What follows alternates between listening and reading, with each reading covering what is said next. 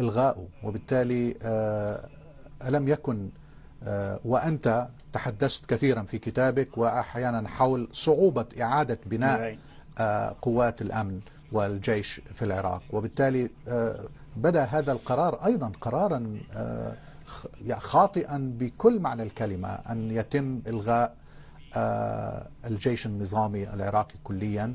كان يمكن إعادة بناؤه وإبقاؤه كما هو. فلماذا تم ذلك وما هو رؤيتك لهذا القرار؟ To the wise decision of Grand Ayatollah Sistani.